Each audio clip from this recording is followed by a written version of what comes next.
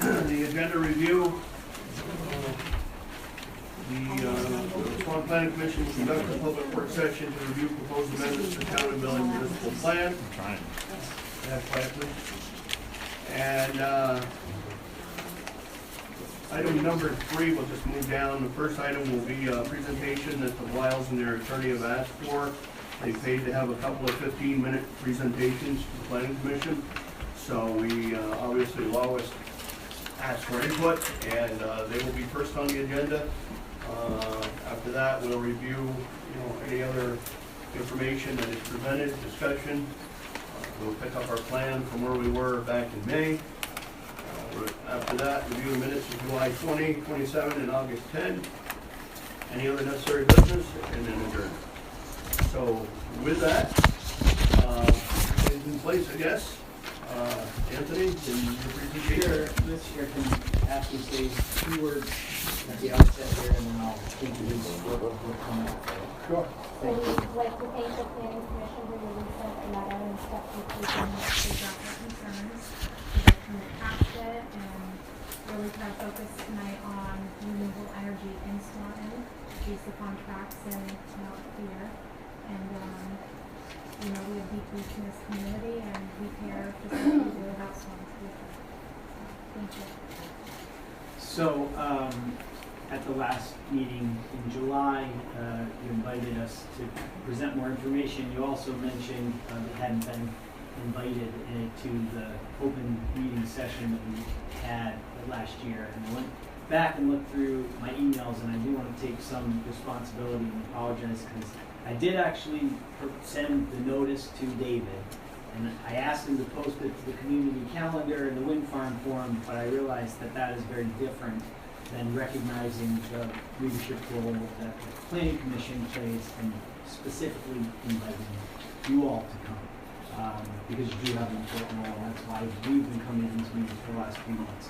So what we are trying to do tonight, by asking some of our consultants to be here, and actually, since I wrote you, we have been able to get one additional consultant to come, if you'll indulge us for a few extra minutes, is listen to the things that have been driving your discussion, some of the biggest concerns that we've heard with regard to wildlife and wetlands, visual aesthetics, and then we've heard concerns from time to time about blasting, or that was some of the language that was under consideration. So from that meeting, we have brought the consultants who were at the open house, and it's actually, you're in a beneficial position now, because some of the plans have changed in response to things we heard from the Regional Planning Commission, for example.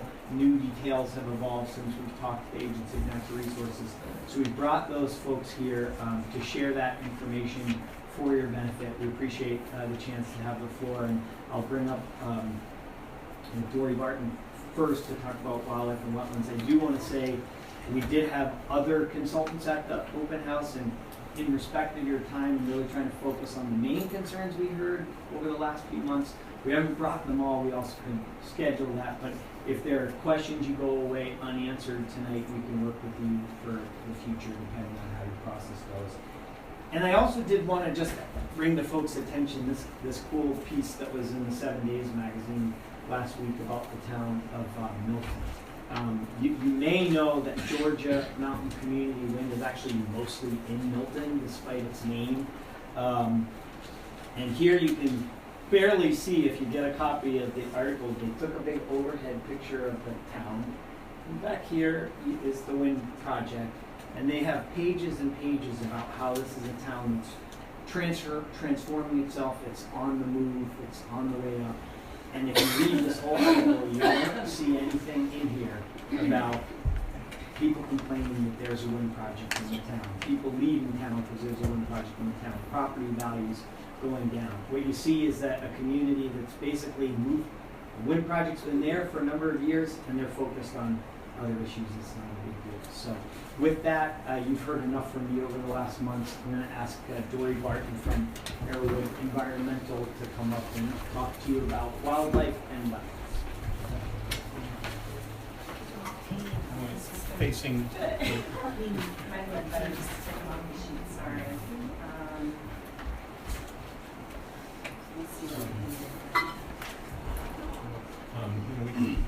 We need it right back up.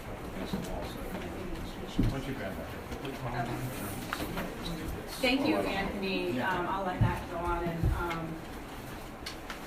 thank you for having us and providing time for us to come in tonight and talk to you. As Anthony said, I work with Arrowwood Environmental. We're a Vermont-based company. There are 4 of us. We do primarily all of our work in Vermont. I've been an ecologist in Vermont since 1997, and have done probably 99% of my work in the state, and that's where we want to be. We are a team of ecologists with backgrounds in wetland ecology, wildlife biology, botany, and surface water hydrology. We are typically hired to conduct comprehensive natural resource inventories on a variety of properties for a variety of clients for a variety of projects.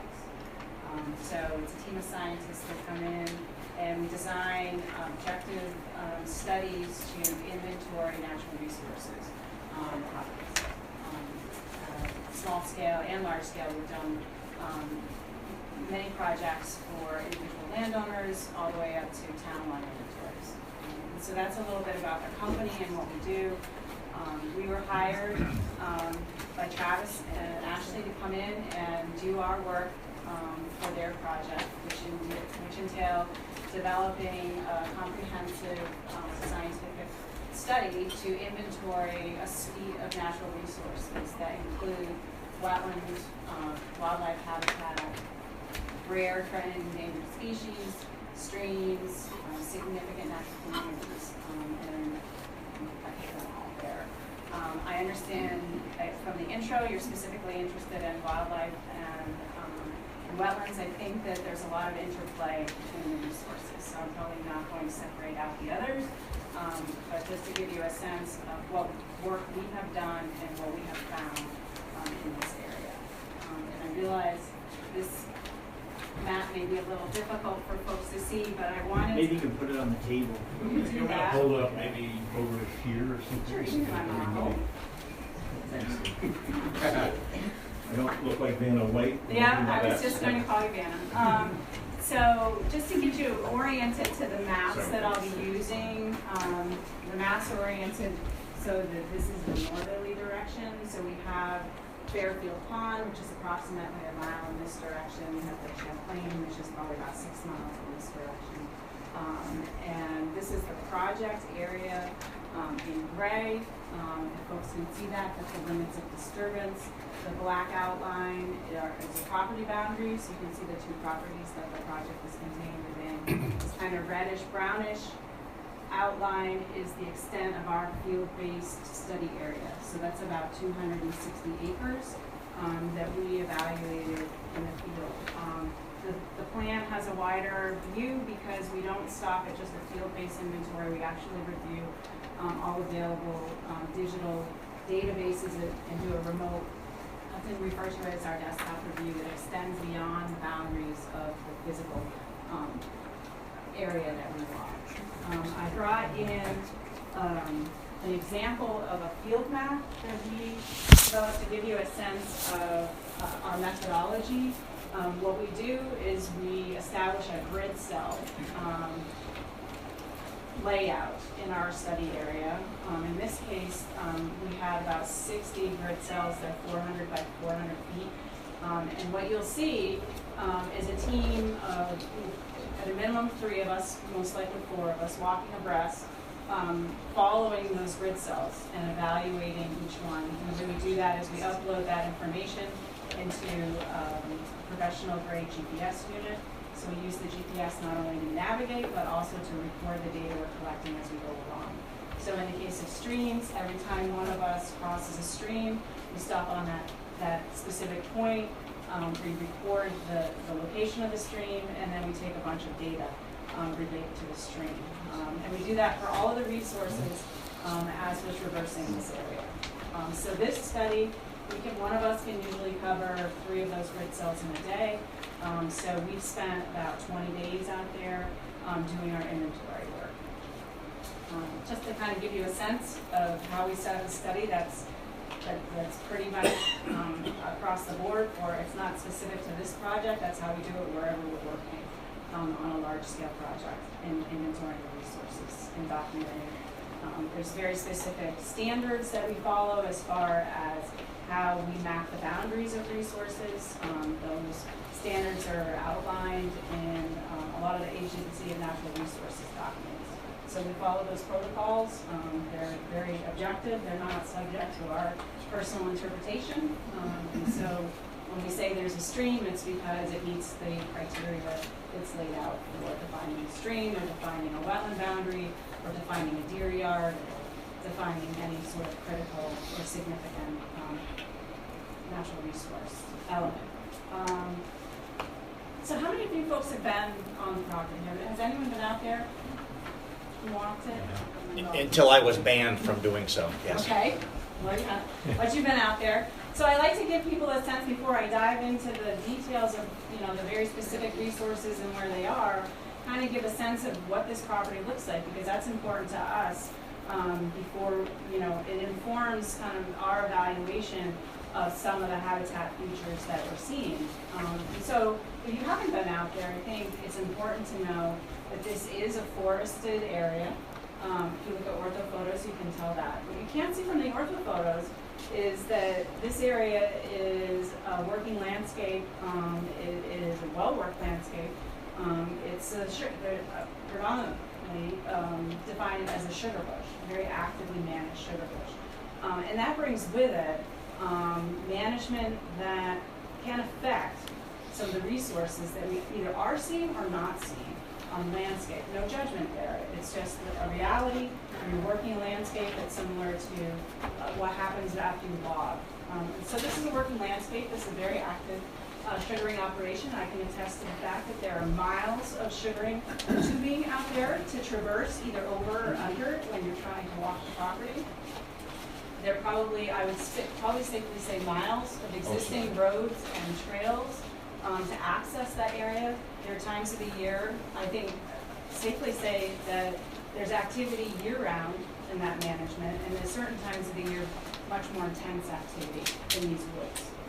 So this is not the wild wilderness that one might envision when you think of a large forested area. Just some basic details that you probably already know. We're sitting at an elevation of about 900 feet at this site. We're within the Champlain Valley biophysical region. We're in Franklin County. And let's see. I think that gives you kind of a sense of where we are in the landscape and in general kind of what this very specific property and project area, how we currently characterize it. So what we found, wetlands and streams. This map presents wetlands that we identified, mapped, and assessed in the field or remotely. Some pieces are very obvious from orthophoto review, and we include those kind of on a broader scale. But anything within the study area, we spent a lot more time defining those boundaries. And so the blue polygons are the wetlands that we've mapped. I will note that if you go online to the available databases that ANR provides, you will find 5 wetlands mapped in this area. And that's not unusual. It's not uncommon at all for us to go out and to find many more resources. And so that there'll be a distinct difference between what you see with what ANR has mapped. It's just the process of the mapping. It's a course level review. So these are the wetland resources, and then the solid blue lines are the streams that we've mapped. Similarly, if you go to the stream data layer that's available publicly, you'll find 2 streams in this area. Well, there's certainly more than 2 streams in this area. And so as part of our work, we map all of the streams, we map all of the wetlands.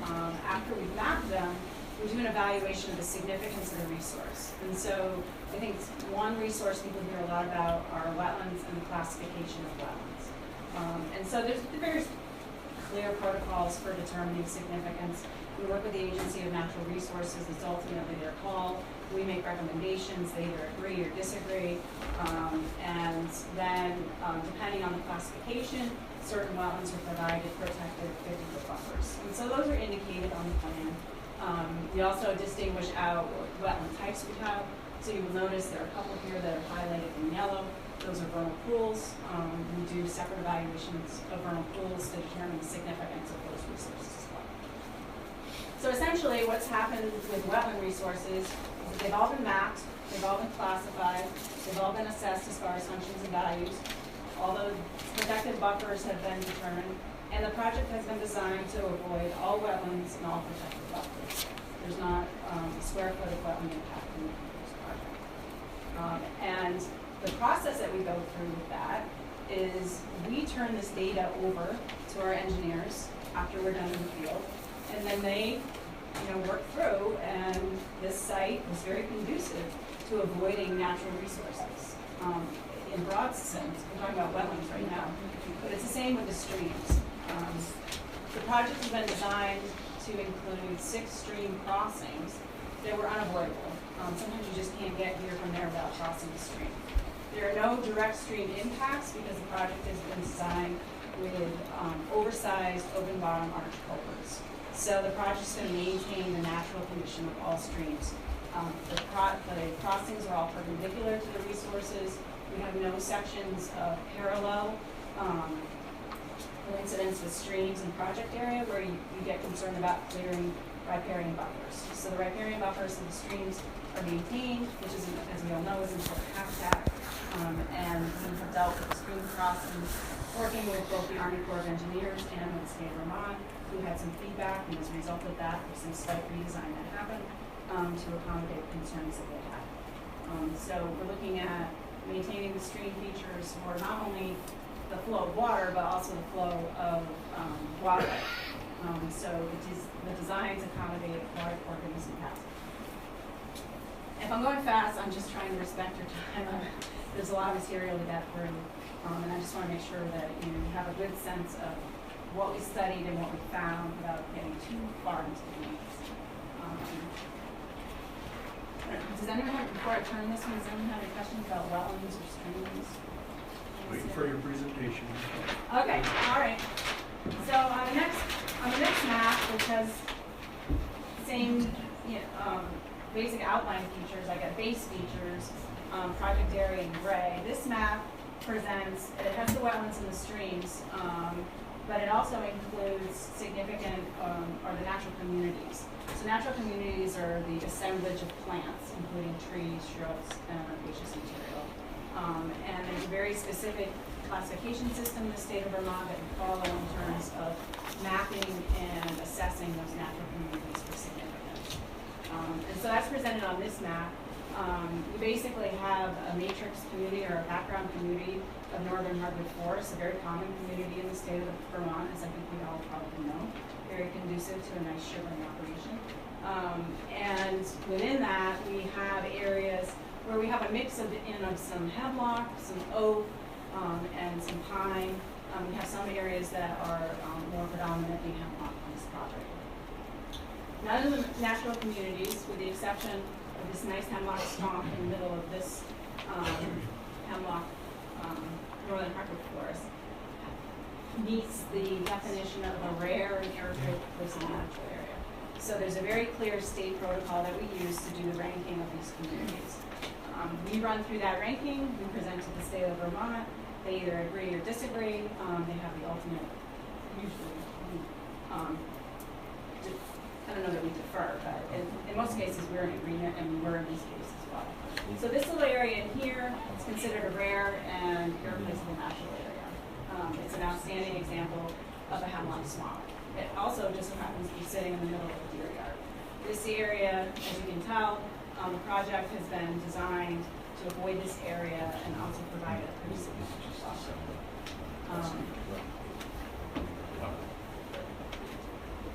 Another inventory that we do is for rare, threatened, and endangered species. So we're inventorying that as we are doing our grid cell review, but we also do a more concentrated review once we have the final design plan. That's when our botanist goes out and he actually inventories all of the plants that occur within the disturbance area and 50 feet around it, looking to see whether we have any rare or threatened and endangered species, and we don't in this area. So no impacts to our species. save wildlife for the end. Wildlife habitat, we are, when we're doing our work, we're identifying and mapping wildlife elements. And those elements include deer and moose wintering areas, they include ledge outcrops, they include denning sites, talus slopes, and travel corridors. And a lot of those resources are attached to specific species of wildlife, deer, bear, moose, bobcat are the big ones that we're looking at, and critical wildlife that has been defined through other cases and through the Agency of Natural Resources as being critical to the survival of those species. So we're looking for those habitat elements, and we identify them. So in this area, we identified, as I mentioned before, we identified a deer yard. The project was designed to have no impacts in the deer yard. We identified the presence of mass-bearing trees, which are associated with bear primarily. And so there's oak and there's beech out there, and they're of the age to produce. But we found relatively no sign of bear activity in this area. We had 11 bear scar beech trees. We had 1 scat through all the work that we've done out there. We reviewed wetlands, certain particular wetlands that have been identified as potential sources of food for bear in the spring. Those are called bear wetlands. Those are considered critical wildlife habitat as well. We spent 3 days in the spring evaluating wetlands, and there's no sign of bear use of these wetlands. That for us, they have the resource, but they don't have, they're not being used. And so, per state protocols, very objective protocol, there are no bear scar beech stands that would be considered critical wildlife out here because we just don't have bears out there using them. We obviously think the bears are passing through here with some frequency. We're not surprised if they walk through here, but they're not using the resource. And that's either because they're using, the deeper forest land to the east, or there's a small resident bear population that just isn't coming through here. So the only critical wildlife habitat that we found on this property that we meet the standards for definition of critical wildlife habitat is associated with the deer yard. I'll take that back. The vernal pools are considered critical wildlife habitat as well. We generally think of that when we're talking about wetlands, but they are included here. I want to bring up forest habitat blocks, because I think a lot of people look at that database. It's available, it's publicly available. And so just to discuss that, the state of Vermont some years ago embarked on an exercise to identify the forest blocks in the state of Vermont. And it was a statewide assessment that they do. They pretty much used this available digital data I talked about before that we start our analysis with, the desktop review. There was very little, if any, field verification that went along with that. So it's a very coarse level of review. But they did it, and it's somewhat, it has its place. And a lot of people refer to that data when they're talking about travel corridors for wildlife and connectivity between the blocks. And the concern comes up when a project of any, generally it's discussed with larger scale projects, but not just energy projects. It can be residential subdivisions and other commercial activities. And whether those projects are going to create fragmentation within the block itself or disconnect the block from another nearby block through fragmentation. And so just a little bit of a conversation about the forest blocks that you find here. So this forest area that I was talking about is part of a large habitat block at the state map. It's about 4,500 acres. And we are this project is at the western extreme of that large area. And so the project, upon completion, will result in clearing of about 40 acres. It's about 0.8% of that habitat block. the habitat blocks have associated with them rankings related to size and then the features that are present within them. So we did a cursory evaluation of what might happen to those rankings as a result of this project. And due to the size of this block, the amount of clearing that we're talking about results in a de minimis amount of change in area. And so the ranking based on area really doesn't change of any consequence. And then the quality ranking of the block, and this isn't the 48, like I said, this is 4,500 acres. And so what the state did is they looked at the features that are within this block. So you had Fairfield Pond in the block.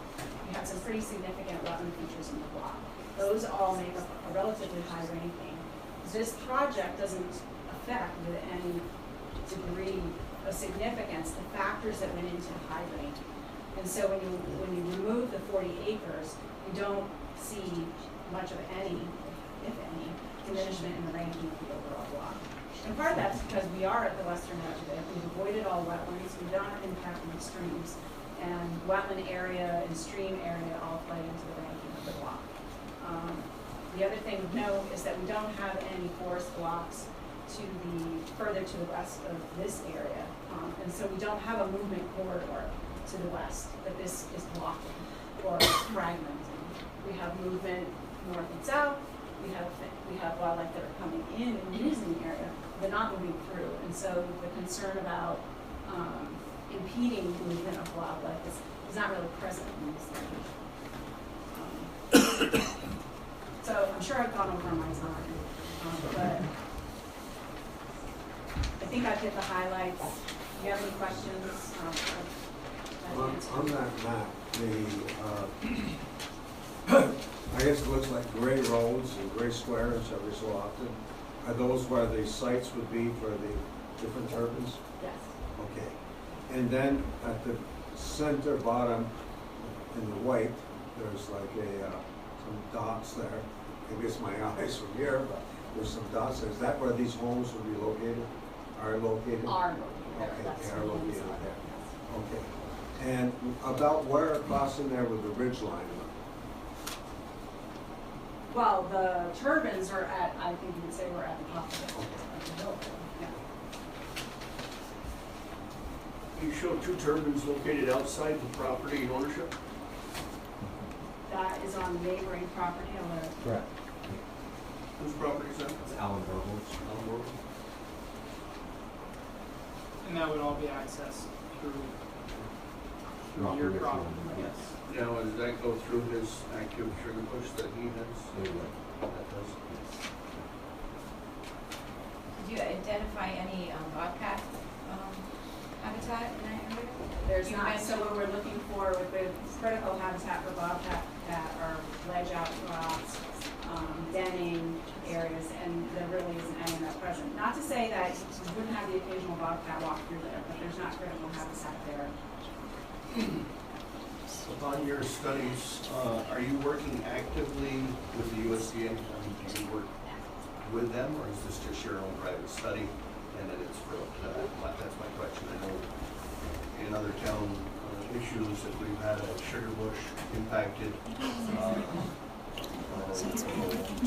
whatever, we have to see documentation from the USDA or whatever as far as we'll have an impact with an Act 250 process or permit. And the question is, has this all been presented to the USDA and run through them, or is this just your private study? This is our private, this is a private study. I have one other question with the Hemlock Swamp. I know it was moved from the original proposal, and that there was a mention of a buffer. How many feet is that? Oh, I don't know, this is 300.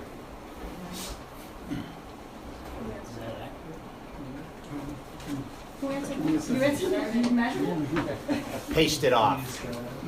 Oh, paste it off. We've got the similar one here coming next week. I just got one question. Hold up. Go ahead, Ed. Yeah, just one more question. Yes. Was that the only deer yard found? Yes, The deer yard is in here that we identified. So no other deer yards anywhere over there?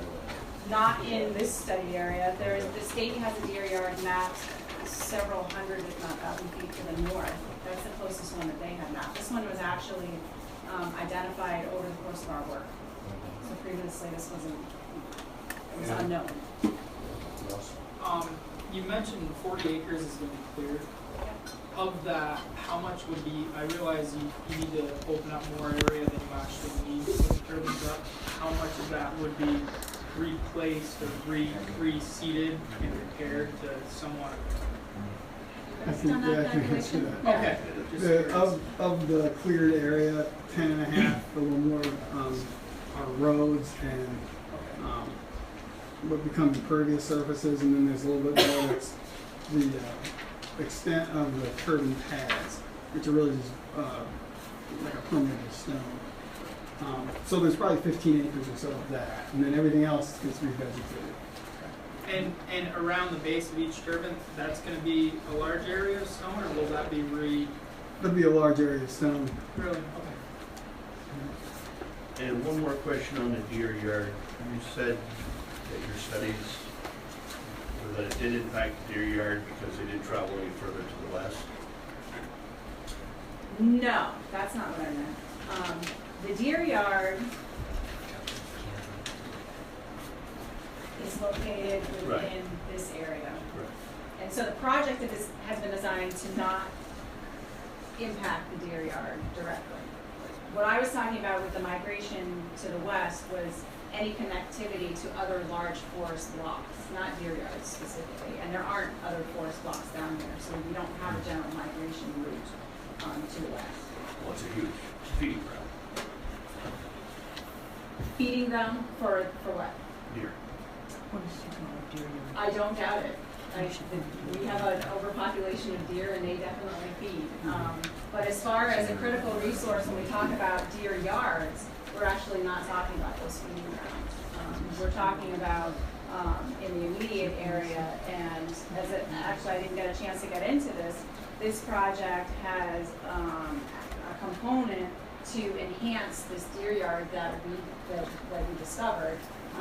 And essentially what's going to happen, and what Travis has agreed to, is to stop management in this area, stop logging within this, any logging within the swamp in the future, and we're actually going to be doing some selective cutting periodically to provide some browse vegetation in proximity to the deer yard. So this project is essentially going to not only protect this deer yard, which wasn't protected before, it's going to enhance the deer yard and it's going to increase the feed that's available to the deer that are sequestered essentially in this area during the winter.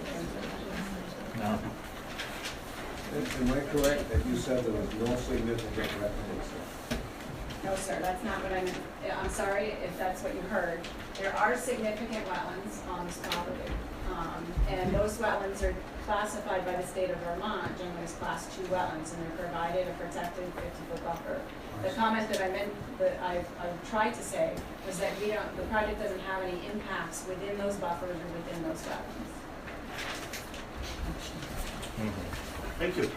I'm good. Make sure to get me In respect for people that can't be here and that might watch it on public access, I'm going to move our focus over to this side of the room so we're not blocking the camera. David Raphael is going to now talk to you about visual aesthetics, which I know is going to concern you. Where should I stand so I can back over? We won't need to hold up. I mean, I'm not quite ready yet Okay. to go there. Just wait a second. Yep. So I'll kind of Take right over here, David. Over here. Refresh on the screen. Yeah. Thank you. All right. Okay. Thank you. So my name is David Raphael. I'm a landscape architect. My company is Landworks, based in Middlebury, Vermont. I just thought very important to just give you a quick background on our work in this area. We've been working, our firm is celebrating 30 years of business in Vermont. And almost since the beginning of our business, and in terms of my training in the profession, part of our focus has been on visual quality and aesthetics. Of course, that's what landscape architects do in part. I am currently working on a whole range of projects throughout New England. We are under contract to the state of Maine. We're under contract to the state of Vermont as aesthetic experts. We've worked on wind energy, solar energy, biomass projects, transmission projects, both for state agencies, municipalities like Swanton, where we help Swanton Electric get a certificate of public good for an extension of the transmission line. We work obviously for property owners, nonprofits, and of course for developers of these projects. One other little point of interest is that I too am on a planning commission and development review board in my own hometown. I've been chair of that board for also about 30 years. We've just actually worked with a developer, in this case Green Mountain Power, to review a 40-acre, 5-megawatt solar project in our agricultural zone. And so I understand the need to have that review and have understanding in the local community. So I come from that perspective. The general methodology that we use in visual assessment is not something that I make up or we make up or has been made up. It's a methodology that has stood the test of time, is derived from a number of sources, U.S. Forest Service, Bureau of Land Management, even Vermont has developed, as I'm sure you know, criteria under Act 250 and Section 248 for the review of aesthetics. And the tools that we use throughout the country are the same. Visual simulations, viewshed mapping, and then how we analyze the visual effect and the visual change of these projects also relies on a standard and accepted practice and approach before the regulatory bodies. And that includes, in a typical analysis, a number of key elements as we walk through it. Switch my page here. We work on, let's close that section here. So give me 1 minute, I'll check my notes. Our job is to do several different things. First of all, we have to understand the context of the region and the nature of the project area, and the visibility of the overall visibility of the project. So in order to do that as a starting point, set this up. The point of departure here is, turn it away.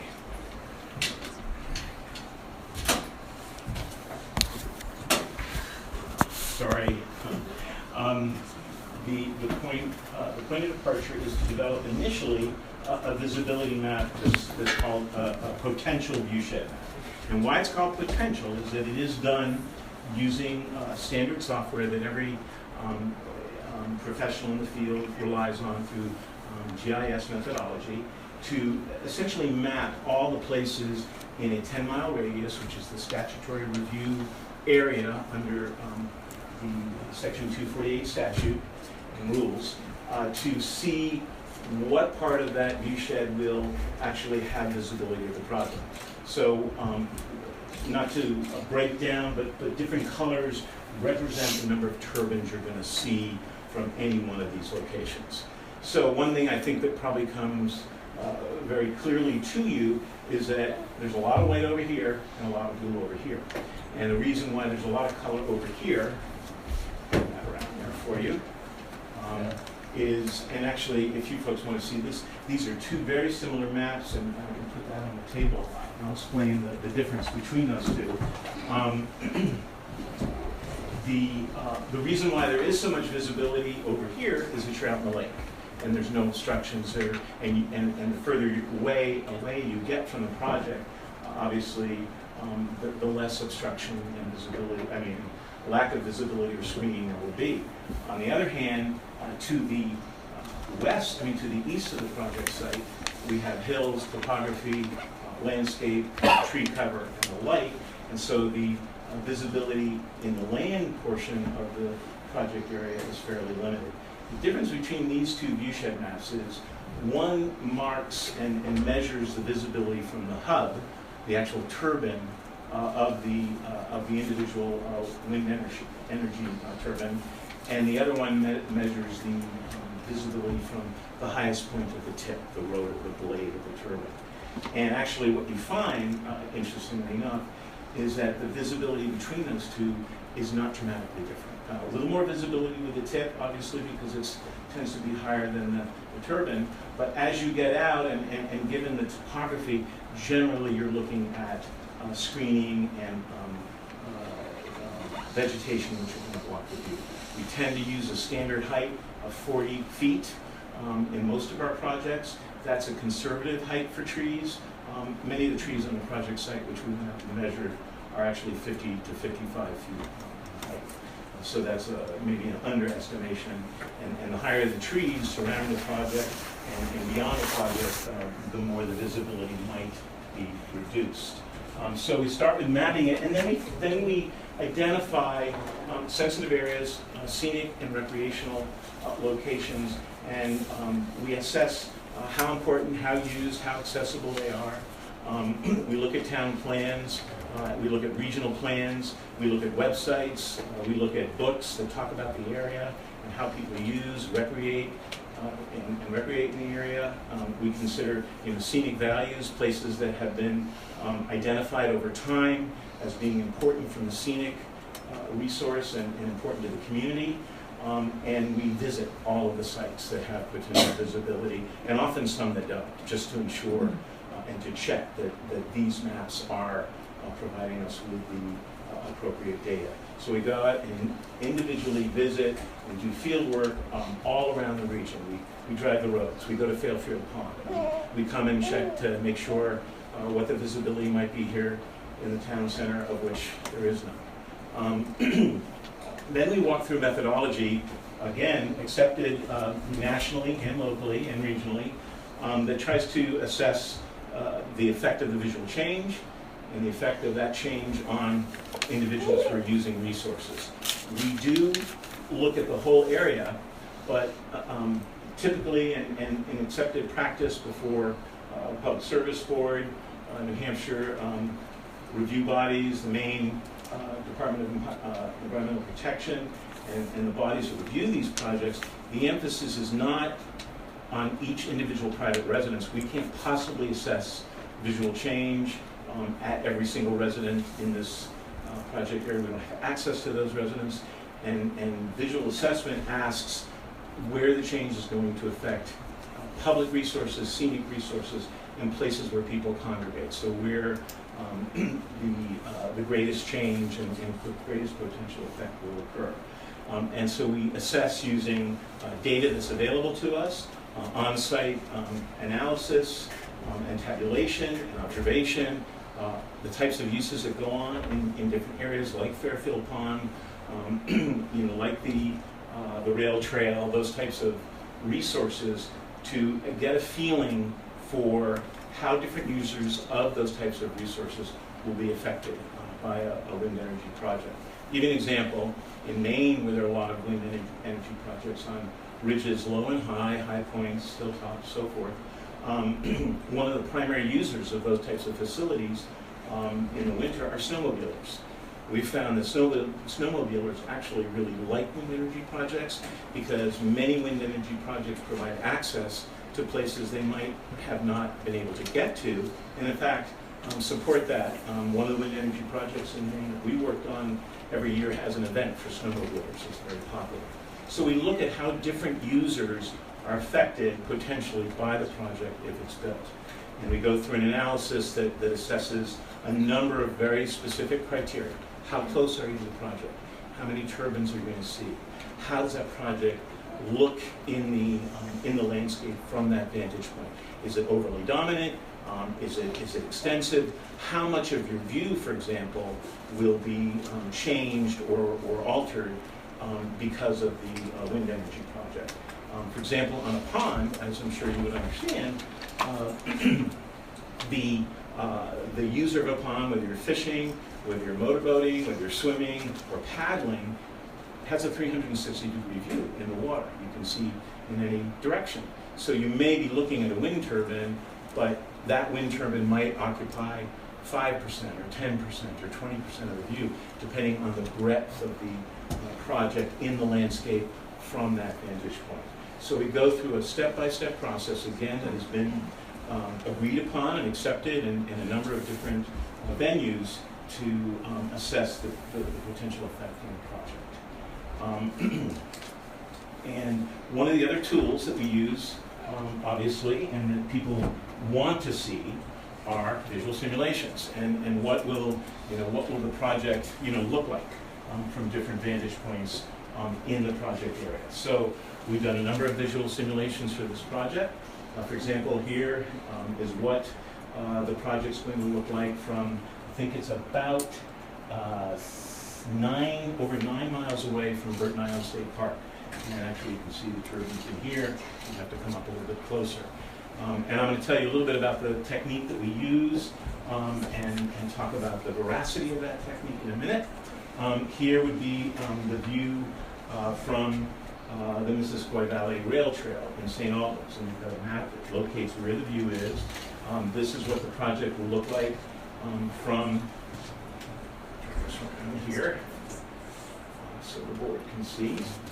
This is from a distance of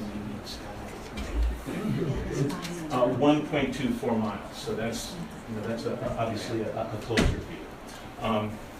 The Paquette Drive, which is also right in St. Albans, but also right on the edge of Swanton. This is an area that actually Landworks worked with the town to look at as a growth area for the town. This is, again, see the distance, about 2.16 miles away, and here's what the project will look like from that location in Swanton. I think that's by Handy Chevrolet, isn't it? Yes, it's near to that. Absolutely, it's just outside of St. Albans. And then pull this down one foot. Sorry, look at that. Pull that up.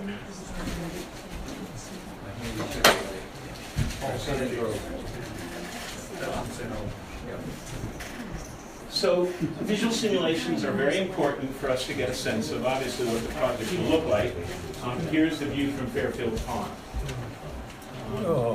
which is about, this view is from the boat launch at Fairfield Pond, and the distance of the nearest turbine in this view is about 2.25 miles.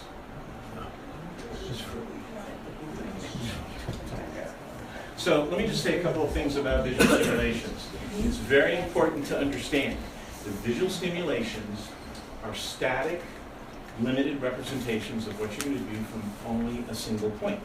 And I think we would all understand that the project may be visible from a number of other points in the project area, the 10-mile radius, and may not be visible from a whole bunch of other points. So there is some visibility in places where there's no visibility. And these only give you a snapshot from what we consider to be important or sensitive areas that should be reviewed for visual simulation purposes and understanding the project, but they don't give you the whole picture. And I'm going to sort of jump ahead a little bit to the end and say how we prepare visual simulations is a highly technical, step-by-step process that involves 3 or 4 different software platforms: Photoshop, GIS, CAD, some people use SketchUp, that you walk through step-by-step to ensure, and I want to really emphasize this, to ensure that these visual simulations are as accurate and representative of the project as they absolutely can be.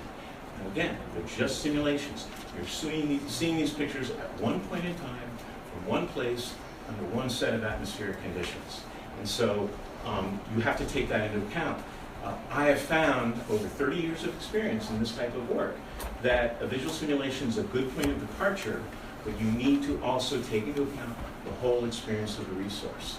So I have gone out to many projects, and we've done post-construction reviews of different projects.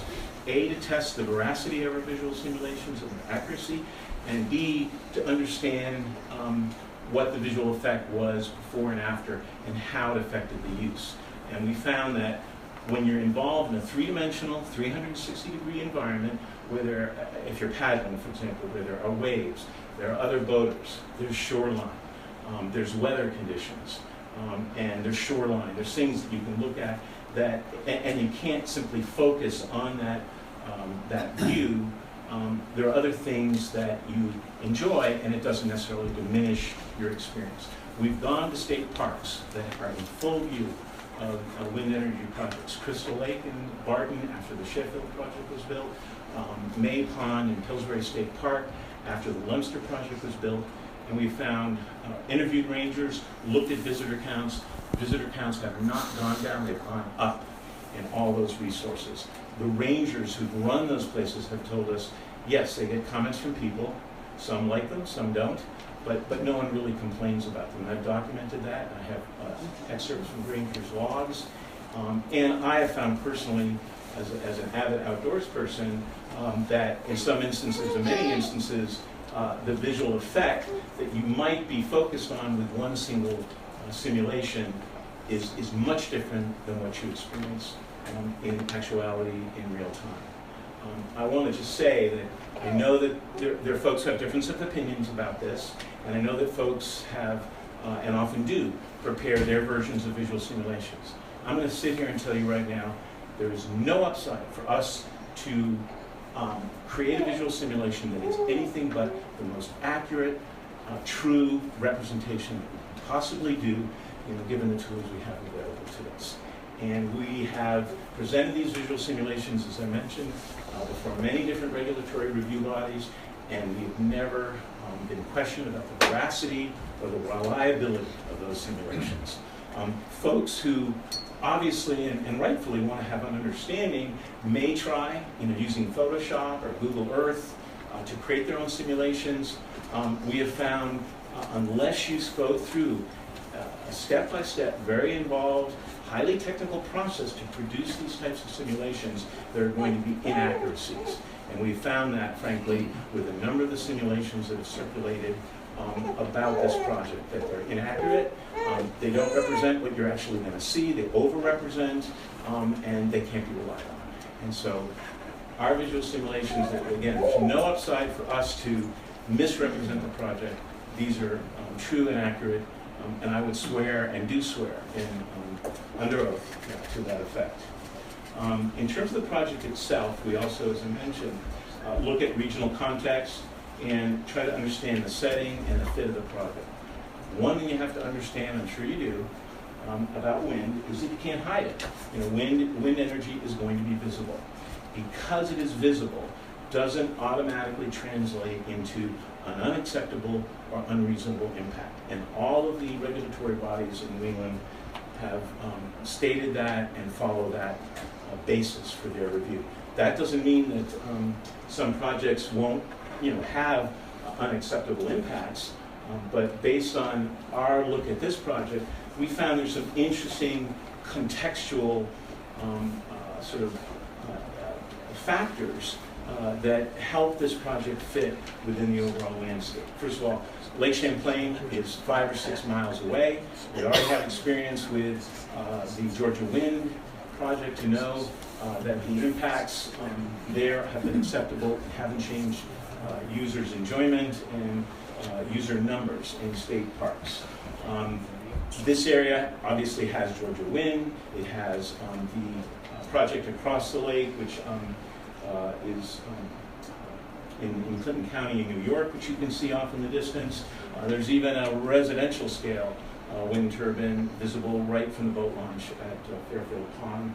There are solar installations, there are utility installations up and down the valley, radar towers, telecommunication towers. This is a developed area. People live here, to be sure, and they are going to see the project, but there's always this conundrum of where does that wind energy belong? Should it be where the people use the energy, or should it be off in a remote place that is unfettered and undeveloped? I think that we're seeing, for example, with solar, that we want the energy close to where we are, and we are getting our arms around its place and its presence in the landscape. The mitigating qualities of the site, I think, are also important. You heard Dory talk about the environmental issues. One of the things we look at, and I know it's hard for us to get our arms around this, but this is a working landscape, as sure as Travis and Ashley Sugar, their property, as sure as their farmland all around it. Vermont has a long tradition of the working landscape that tap into our natural resources. Wind is a natural resource, and I don't think it's a huge leap to understand that wind energy or solar energy are also part in the new energy landscape in the 21st century of that working landscape. One other key. They have questions? Yes, I'm just about done. Okay, with great. my presentation. So, I mean, I think closing comments I would make are that we, again, as I said a moment ago, we found that the concern and the issues and the worry about these types of projects, whether they're solar, whether they're wind, whether they're transmission, are heightened in the process leading up to their review and construction. And rightfully so. Often we're concerned about what we don't know, we're concerned about what we may see or not see, and we don't really understand how this might change our experience. Again, as I said a moment ago, through our studies, through post-construction research that's been done for Searsburg and other projects in Maine that we've researched and studied, the findings have been that the concerns before the project were built have not been borne out after they've been constructed. People still are able to fish in clean waters, paddle on beautiful ponds, and enjoy the landscape. That doesn't mean that some of you, I'm sure, here have objections or concerns about wind energy. And I think, and in this location. And I think one thing I would leave you with is that, and something I certainly can't change, but how we view and how we respond to wind energy in the landscape depends on how we view wind energy in general. If we think turbines are beautiful examples of industrial design and represent a form, that follows the function in a beautiful way, I mean, they look a lot better than coal power plants, for example, then we can get our arms around wind energy, and they won't trouble us if we see them in the landscape or if we're paddling and we discover wind energy in the view. If we don't accept or buy into the need or the validity of wind energy, then chances are you're going to be less happy, both before and after the project's built. And I understand that and accept that, and certainly we are all entitled to our opinions. But I think we have to understand that in the review of this process, starting back to the beginning, and I'll be done, we have to understand that for this type of energy, there will be some visibility, there will be some visual effect. And what we found is that the overall effects that this project will result in do not rise to a level that is unreasonable. And I think I'll leave it at that. First of all, I should have said welcome back, Ms. Martin. I knew I seen that. Yeah, well, I said hello to you, Ed. I didn't say Nothing about sound. His opinion. Come off the interstate and you see the Milton project, Georgia project. What's that distance roughly? I'm just trying to compare it with. I think it's a couple of miles, 3 miles perhaps. I could tell you specifically, I have a map here, but let's see, we're right here. Well, we're not far enough down. Yeah, it's under 5 miles, let's put it that way. Okay, thank you. That's not the most important thing. The most important thing is, can I sleep at night when I'm living 200 feet away?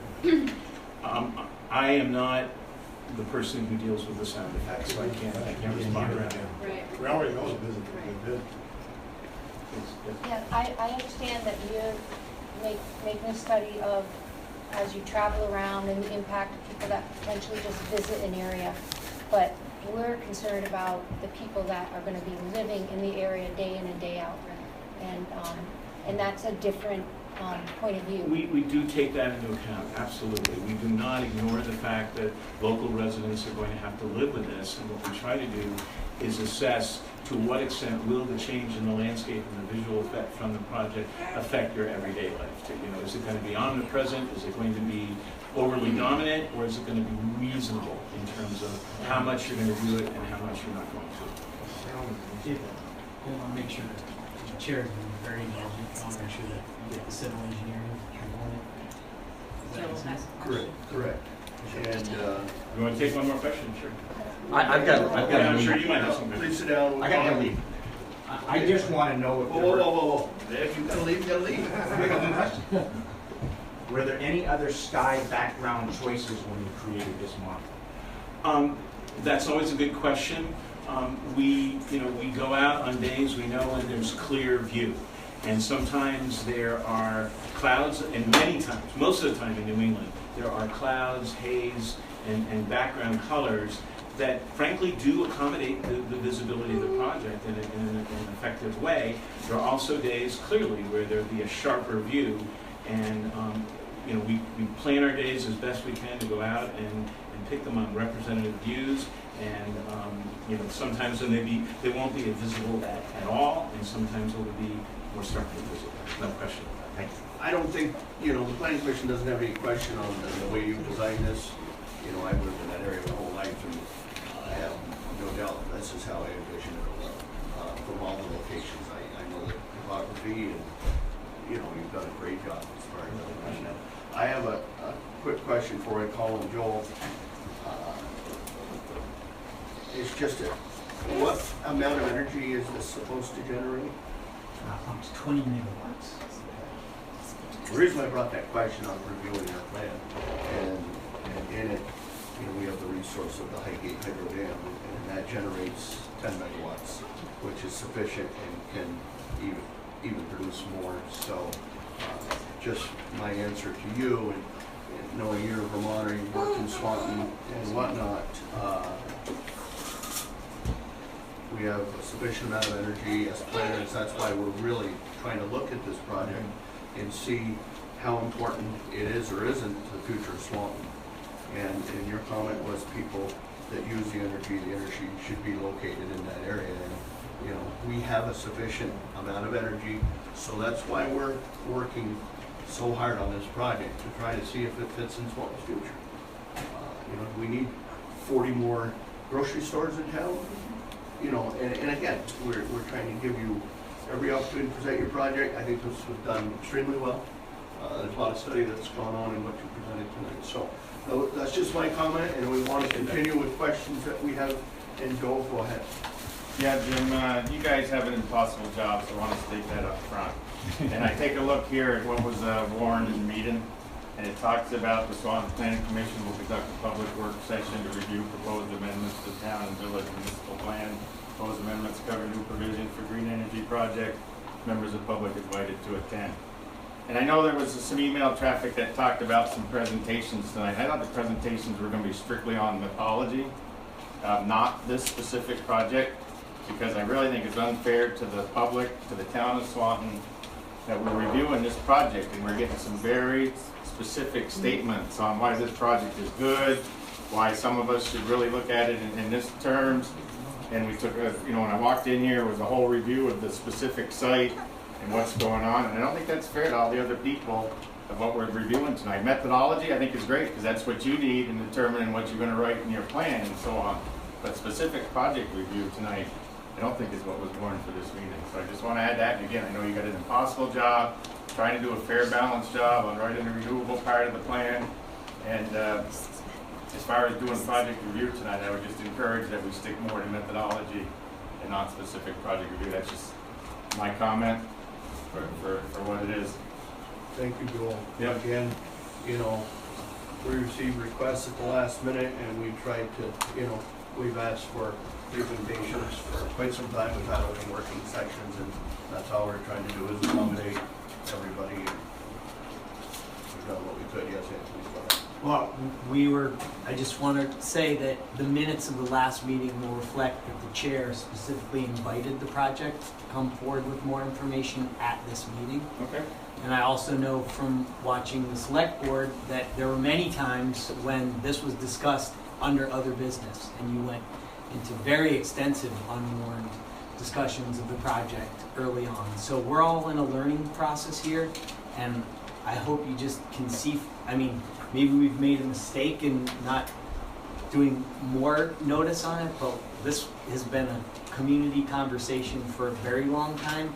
We've been coming to these meetings for several months. We had an invitation at the last commission meeting. It was very clear from the chair. We're just trying to respond to that invitation and give the community more information and more up-to-date information. And if the select board would like this information as well, we would be very happy to work with you in a warm session to to bring that forward Okay, as fair well. enough, and I'll bring that to the select board. I'm just, as far as what is warned and what we're talking about, that's the question I have.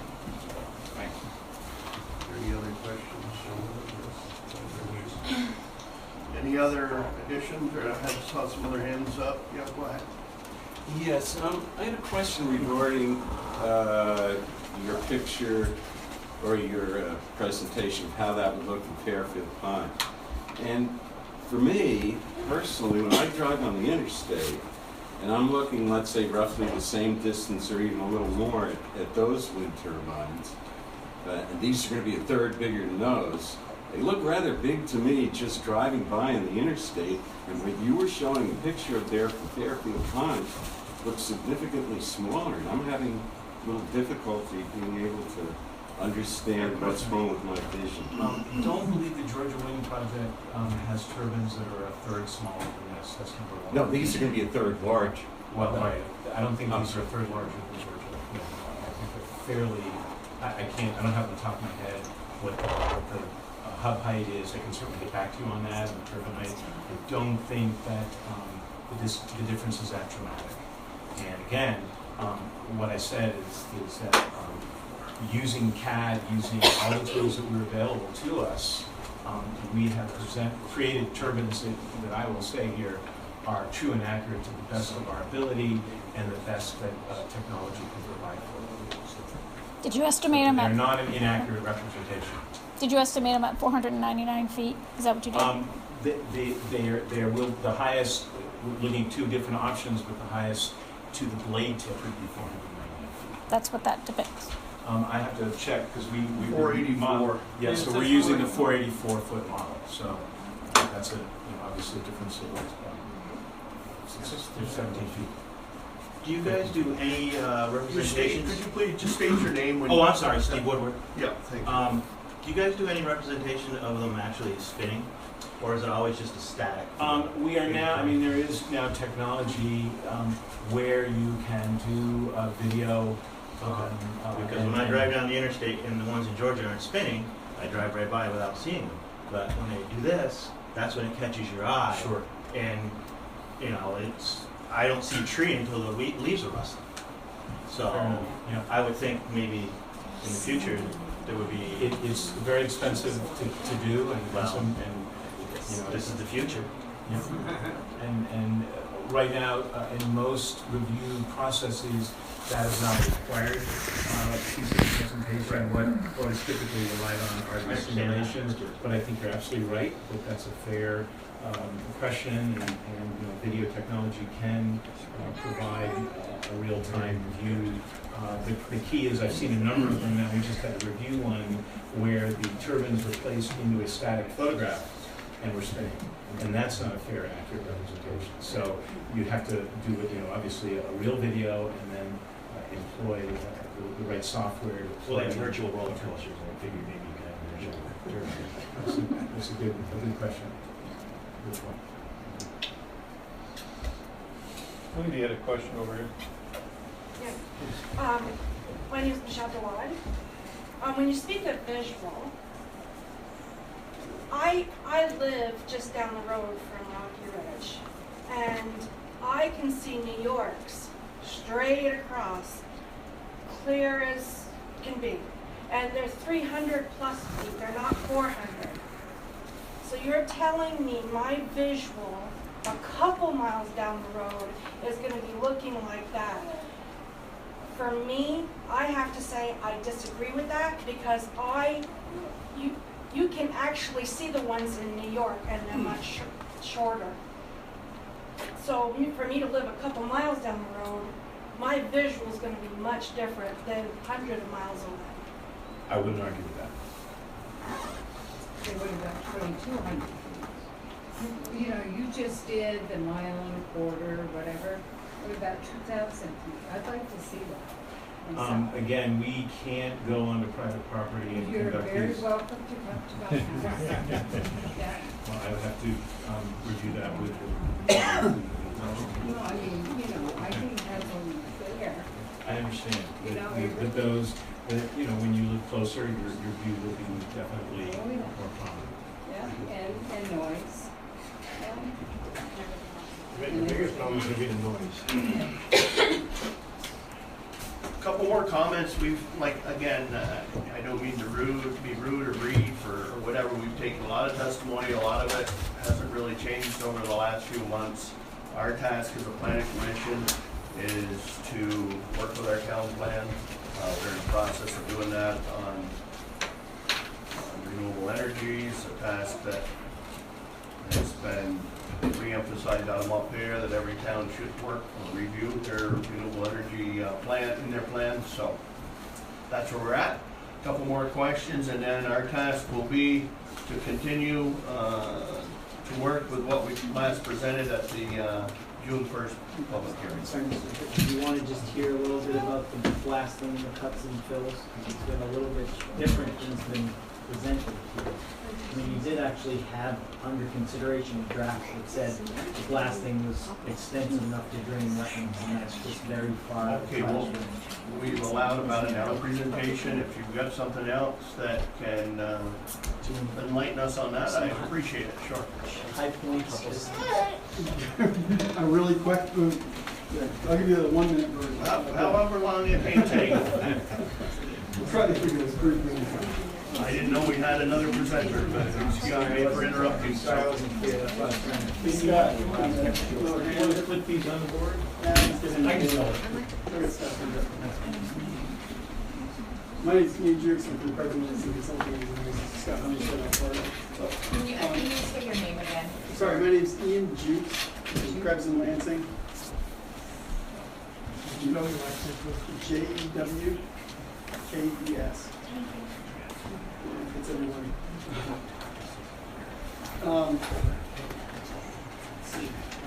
This is the Rocky Ridge Road down here. The project has sort of 4 elements: an access road, a crane path to get between the turbine pads themselves, and the turbine pads with each wind generator on it, and then a stormwater system to treat all the stormwater that comes off the project. I wasn't here for the questions on blasting what people were talking about, but the net cut on this site right now, and this is the draft design, is 140,000 yards. Of that, probably half of it's dirt. We don't have exact sampling, so I can't give you a real number. Say 70,000 yards of blasting will be done. Of that, that material is going to get crushed on site and then used to fill the roads. So, and the blasting would happen on 6, 3, 4, and a little bit on 5. So really, basically, it's a fill job. So that most of the roads are staying pretty close to the ground. Basically, bringing material in to build this, and then there's a couple places where we're pushing down into the rock to generate rock. It just happens to be that's kind of how we have to do it on the site, because we're weaving in and out around so many environmental restrictions. There's kind of only one place to play. So, I mean, that's kind of, when you're talking about blasting, that's where it's going to be, there, and a little bit on that. So, In comparison to a project like Lowell Mountain, which has been discussed here, it looks like. right, well, every inch of it was blasted, just about. So, so the roadways themselves generated a lot of rock. This, and that's a much steeper project. This, the only thing that's steep here is where the access road, which is just the big trucks. This, the crane path is pretty flat. So. Any questions on blasting? These guys also do stormwater. I can talk about that just for a real brief minute, and just to say that, the goal of our project will be to meet all the, first of all, to meet all the applicable state standards for stormwater management. Stormwater is very heavily regulated in the state. And the second will be to treat stormwater the best we can while minimizing the impacts to natural resources and treatment. And so, really, we'll use the practices available to us, such as ponds, swales, vegetative disconnections, treat stormwater, meet the rules, and get permits. And we think that'll be relatively easy to do on the site. Could I just have your name, sir? Scott Homestead, also with Krebs and Lansing. HOMSDE. Okay, thank you. Again, to receive a brief presentation of the project that hasn't even been technically applied for. I don't put the cart before the horse, but our job is to work with our town plan and see what Swanton's vision is for the future and what Swanton's needs are and what could be detrimental or not detrimental to Swanton's future. So that's where we are. Appreciate what was presented. And kind of big carts before the horse. How far away are you from Any comments? Yes, Mariana? the blasting? Hi, Representative Mariana Gamache from Is that Swanton. pit of Deerfield So, Pond? this has been a rather long meeting, so in the interest of brevity, I have language Water wells, what does that affect? that I would like to offer for the energy plan, for Swanton's energy component. And this language is predicated upon the Public Service Board's request for specific kinds of language. And I have this, it's available. I'd like to pass it out to all the board members. We've had a very large crowd here tonight, so I don't have enough copies for everyone. I don't know how to best handle that. If we can make copies for folks before they leave, or if it can, if something could go on the website. If it's or- anything you're going to present, anybody who wishes a copy this evening can receive it one way or another if it's a fairly brief document. It's- I don't know how many copies we can make. It's 5 pages. 5 pages. Let me give it to you, and you can make, it's not full. Yeah, well. Could you maybe send it an electronic version and make it available with the minutes? Is that acceptable to the chair? That could be, I want to make sure you folks get a copy, Yeah, and I've got it. any other interested parties maybe could share a copy briefly, and then we can make it visible maybe on the website or somewhere. David can probably, everybody signed in, so he probably could make the connection, but everybody here is important, but to save time and resources, it looks like maybe you have a dozen copies there or so. So we certainly, the board could. Everybody on this table.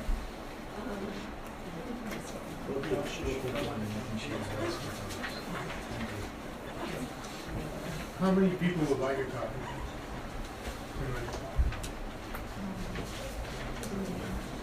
There's an extra one here, so certainly.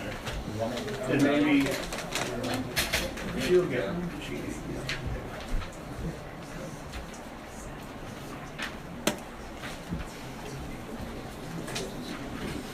Moving forward, we had spent close to 6 months working on a proposed amendments to our plan. And then in late May, out of Montpelier, kind of threw a red light on and said, really look at what you're putting in your plan. Other ideas came out of Montpelier and from other people, legislators and whatnot. So that's where we are right now. At this point, we had approved as a planning commission this text that's in front of us. Anthony, do you have a copy of that? Yes, thank you, David. Yeah. And what I propose that we will do is we'll move forward, looking at verbiage that's in this plan here, and asking for and discussing as a commission for any other additions or deletions of this plan that we had in place on June 1st. With that, planners, do you have any questions or any comments right now on where we're at with the plan? So we'll go through this now. Then we should all have some time to look over what's been proposed here, I would assume, to see if it blends in with this, or any changes that we want to make, or the public wants to make. Or should we then have a subcommittee come back and look at a plan for I don't know, I mean, What, how 35 of us are gonna write a plan? it's up to the planning, it's up to the planning commission to write the plan, taking into consideration different materials. So, because it has been an average, I guess, to slightly long meeting, what I would recommend to the planning commission is that anything that was presented, or anything that Anthony or you folks would like to further present, we will review this and then start our next meeting off discussing whether we want to make any further changes to what was presented 6-1, or to leave it as is, and then proceed with approval from the planning commission, and then to the zoning board adoption of our town plan changes. So that's where we are right now. Questions to that? Decisions? Discussions? I would agree with that. A motion that we do that then? Motion that we review what has been presented, what we had Will you just like give them in your effect of June 1st, suggestions? review information, and then come back to the next meeting, which will be September 21st. And then we can discuss if we want to make changes, additions, deletions. Okay? That works? Motion to that? Okay, all right, I'll make that motion. But I just wanna make sure Public that, working that we don't, 35 people trying to write something, we're not gonna get anywhere. As I In said, that evening. it's up to the planning commission to make those deliberations, and that's what we'll do in a public working meeting. Yeah. And as we Yeah. review those and make those changes, or we do not make those changes, we'll present it as we discuss it. As, just to make sure that we're all on the same track here. I have time.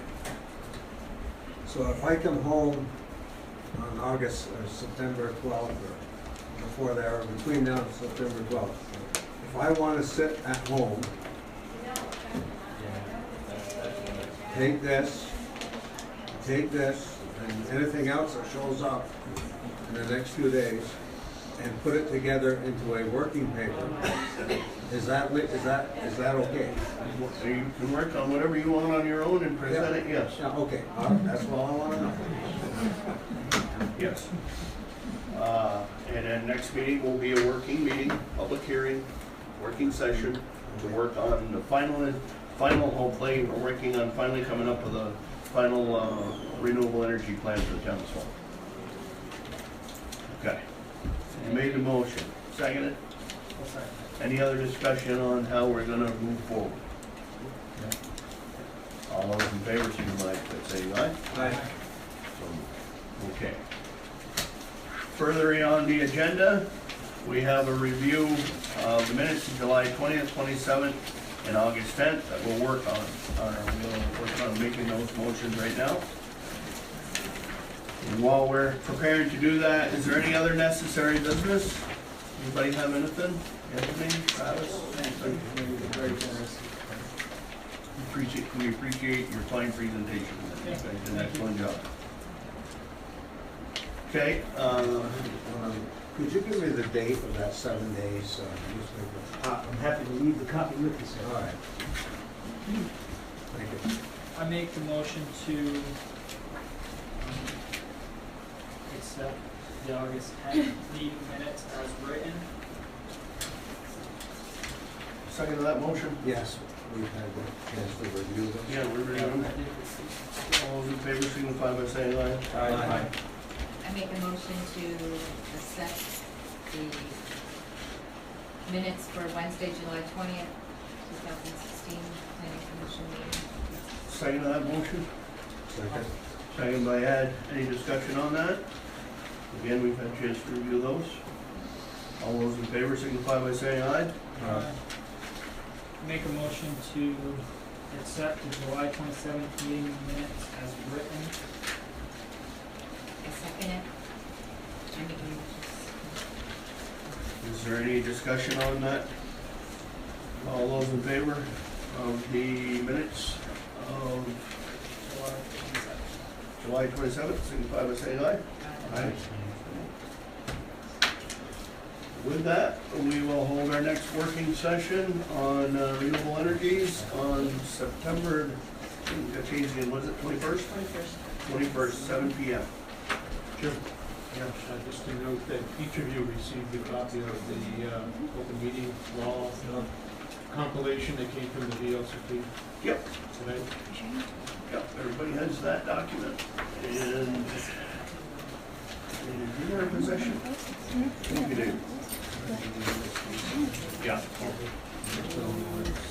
Before we adjourn, yes, go ahead. Yeah, about that article, 7 days or Burlington Free Press, I just want to also bring it to your attention that both the representatives from Milton, who represent their community, were both really strong supporters of making changes in legislation to make stronger protective sound standards for wind turbines.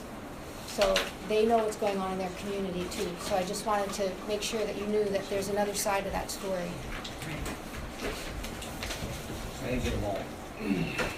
Yeah, there's another one that's gonna come down. Everyone signed the one that we handed in. I appreciate everybody's input. Believe me, if it's been printed, we've probably seen or heard about it. So, thank you for everybody's interest. So with that, motion to adjourn. Make a motion to adjourn. Second. Second by Andy. Any other discussion? All those in favor signify by saying aye. Aye. So if you want to just run in my house when I get there, I can show that. Okay. So I've got little pieces everywhere. So I've got a piece on justice. I got some on my camera.